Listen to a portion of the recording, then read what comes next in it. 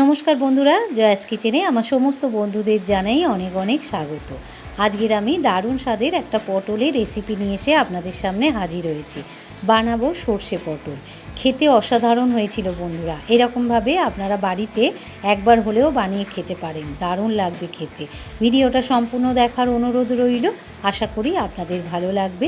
এই রকমভাবে বানিয়ে গরম গরম ভাতের সঙ্গে খেতে পারেন, আবার রাত্রিরে রুটি পরোটার সঙ্গেও খেতে ভালো লাগবে। তো চলুন রেসিপিটা শুরু করা যাক। সর্ষে পটল বানানোর জন্য এখানে আমি 4 পিস পটল নিয়ে নিয়েছি।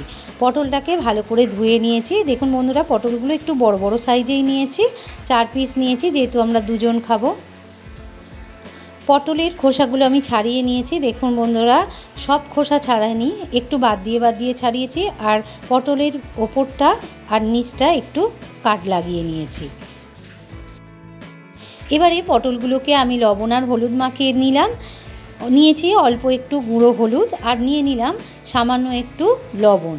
এবারে এই লবণ আর হলুদটাকে পটলের গায়ে ভালো করে মাখিয়ে নেব। তো বন্ধুরা, এই রেসিপিটা করতে বেশি সময় লাগে না, খুব তাড়াতাড়ি হয়ে যায়। গ্যাসের উপর আমি একটা কড়া বসিয়ে বেশ কিছুটা সর্ষের তেল আমি দিয়ে দিলাম। আজকে সর্ষের তেলেই এই পটলের ঝালটা বানাবো।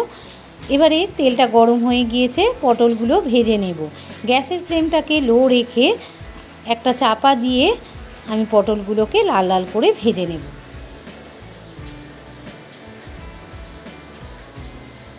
পটলগুলোকে সুন্দর করে লাল লাল করে ভেজে নিয়েছি। এবার পটলগুলোকে একটা পাত্রে তুলে নেব।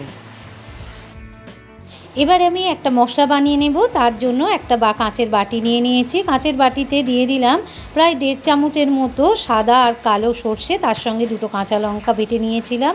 আর দিয়ে দিলাম সামান্য একটু গুঁড়ো হলুদ, আর দিয়ে দেব সামান্য একটু গুঁড়ো লঙ্কা, মানে ঝাল লঙ্কার গুঁড়ো, ঝালটা আপনারা বুঝে দেবেন। আর দিয়ে দিলাম পরিমাণ মতো লবণ। মশলার মধ্যে অল্প একটু জল দিয়ে একটা চামচের সাহায্যে ভালো করে মিশিয়ে একপাশে রেখে দিলাম। পটলগুলো ভেজে তোলা হয়ে গিয়েছে। এবারে ওই তেলের মধ্যে আমি মশলাটা দিয়ে দিলাম, দিয়ে ভালো করে একটু কষিয়ে নেব, যাতে এই মশলার কাঁচা গন্ধটা ছেড়ে যায়। মশলাটা ভালো করে কষানো হয়ে গিয়েছে। দিয়ে দিলাম 2 কাঁচা লঙ্কা চেলা করে, আর দিয়ে দিলাম অল্প একটু চিনি। নিরামিষ তরকারি তো বন্ধুরা, একটু চিনিটা দিলে খুব ভালো খেতে হয়। মশলাটা ভালো করে কষিয়ে নিয়েছি, আর অল্প একটু জলও দিয়ে ভালো করে ফুটিয়ে নিয়েছি। এবারে দিয়ে দেব ভেজে রাখা পটলগুলো দিয়ে ভালো করে নাড়াচাড়া করে একটা ঢাকা চাপা দিয়ে আমি পটলটা সেদ্ধ হওয়া পর্যন্ত ফুটিয়ে নেব। 5 মিনিট পর ঢাকাটা আমি সরিয়ে নিয়েছি। দেখুন বন্ধুরা, সর্ষে পটল আমার একদম রেডি হয়ে গিয়েছে, আর খেতেও দারুণ লাগে বন্ধুরা। এইভাবে বাড়িতে একবার হলেও আপনারা বানিয়ে খেয়ে দেখবেন, দারুণ লাগবে খেতে। তো রেসিপিটা আপনাদের কেমন লাগলো? যদি ভালো লেগে থাকে তাহলে আমার চ্যানেলটিকে লাইক আর বেশি বেশি করে শেয়ার করে দেবেন। আর আমার চ্যানেলে নতুন বন্ধু হয়ে থাকলে প্লিজ চ্যানেলটিকে সাবস্ক্রাইব করে পাশে থাকা বেল আইকনটি প্রেস করে দেবেন। আর কমেন্টে জানাতে ভুলবেন না যেন আপনাদের এই রেসিপিটা কেমন লাগলো। আপনারা সবাই ভালো থাকুন, সুস্থ থাকুন। আবার দেখা হবে অন্য কোনো একটা রেসিপি নিয়ে। আজ এই পর্যন্ত, ধন্যবাদ।